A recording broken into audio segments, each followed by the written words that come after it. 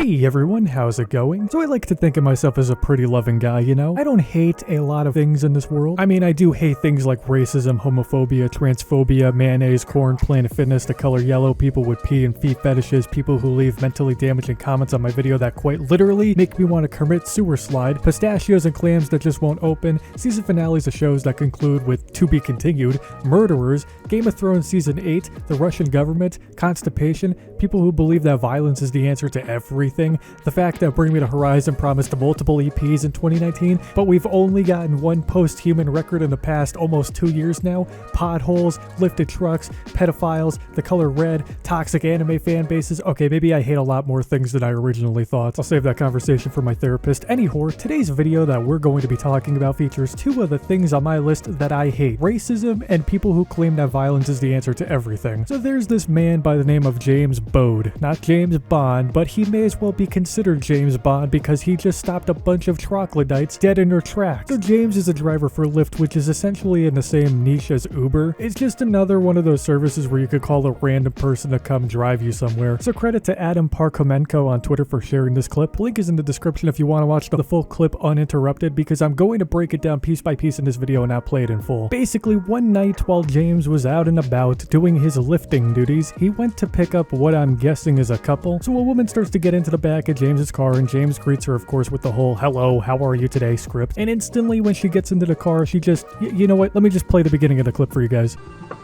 Hello, for Jackie, right? Yeah. How are you? Yeah, you're like a white guy. What's that? Excuse me? You're like a normal guy. Like you speak English. Sorry.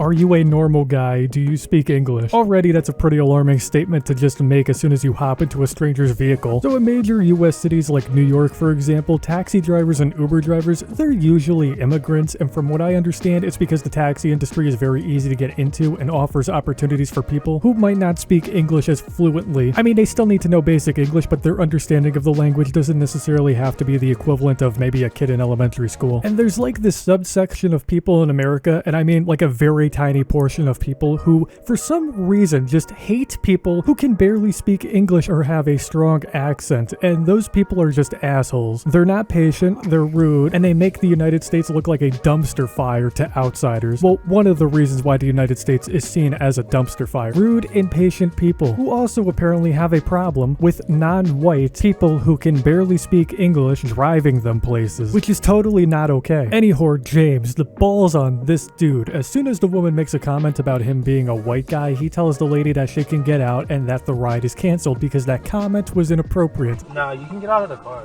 I'm gonna cancel What? the ride. That's inappropriate. What? It's completely inappropriate. If somebody was not white sitting in the seat, what would be the difference? Are you serious? She said, "Wow, you're a white guy."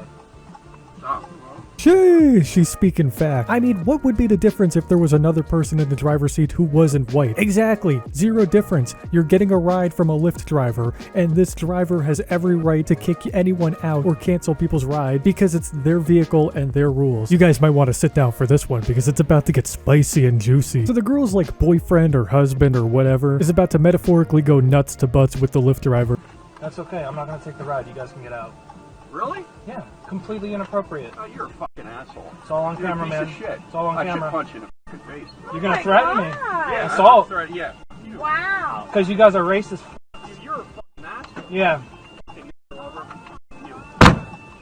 And then Mr. Macho Douchebag comes in with the old, "You're a fucking asshole. You're a piece of shit. How dare you deny us a Lyft ride after my wife made a inappropriate comment that should have just stayed in her big fat fucking mouth. How dare you for being a model citizen with decent morals. I'm gonna punch you in the face for being a nice man who loves and cares about people of different races and religion." I think the moment where I actually just shit my pants was when Mr. Douchebag said, "You're a fucking you-know-what lover." My boy, you don't have the battle pass. You can't just say that. You were quite literally asking for a baskin. So the video just kind of ends with the Lyft driver threatening to call the police on the guy for threatening to assault him or something. I don't really have a continuation of this story. I wish I did. So since this video came out, the support for James the Lyft driver, from what I can tell, has been overwhelmingly positive, which is great to see. Like, I'm glad that a majority of people who saw this video are on the same page, that people should make these comments, especially in public, because, well, let's be real, they're rude. And at the end of the day, it shouldn't matter whether a white guy is picking you up or a black guy is picking you up. So this is the Lyft driver's Twitter. Apparently his follower count like quadrupled since this video went viral. So if you want to give him a follow or send him some love, you know, you could do that. But I mainly wanted to show his Twitter because there's a post on his Twitter that I feel I should include in this video. So he made a tweet since the video went viral calling out people who are wrongfully attacking and harassing people who are believed to be the man in the video. And I want to make this very clear to all of you as well. Do not, under any circumstance, attack anyone that I've mentioned in this video. Put your detective hat away, alright? Put your detective hat and keyboard away. Be smart. I don't care how awful the guy was in the video. Harassment of any kind is not acceptable. And if there are people who see this video who tried to find Mr. Douche in the video to attack him, stop. Because one, again, harassment isn't cool. And two, apparently people are attacking the wrong person. People who aren't even involved in the story, and that's not cool. With that out of the way, the lesson for today's video for all of you is to never act like this couple